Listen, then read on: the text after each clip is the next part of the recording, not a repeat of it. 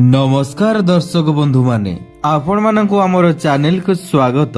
आज आम आनीचु एक छोट एवं शिक्षादायक कहानी लोभर परिणाम।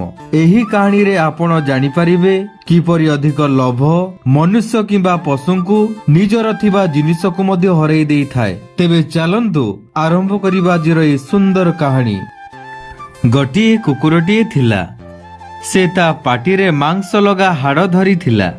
से खुशी खुशी गाँ रास्ता रे चलुथिला।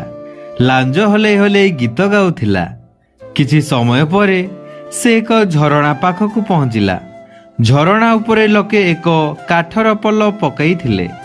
कुकुरटी सेई पल उपरे चाली झरणा पार हेउथिला। सेतेबेले सूर्य खूब तेज थिला। तार छाया पानी रे पड़िथिला। कुकुरटी पानी को देखिला। से भाबिला पानी रे आउ गोटे कुकुर अछि। सेई कुकुरर पाटी रे मध्य मांस लगा हाड़ अछि। एहा देखि कुकुरटीर लोभ आसीगला।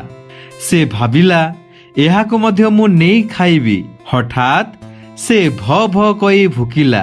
भुकुथिबा समय रे ता पाटी खली गला। ता पाटीर मांस पानी रे खसी पड़िला।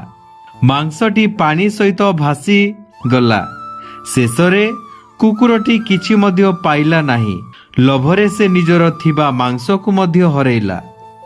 बंधु माने आमे ए कहानी रो एहा शिक्षा ग्रहण कलु जे अधिक लोभ केबे भलो नुहे। लोभरे पड़िले आमे निजर थिबा जिनिस को मध्य हरई देबाकू पड़े। तेणु भगवान आमको जेतिकी धन देइछंती आमे सेतिकी रे खुशी हेबा दरकार। धन्यवाद।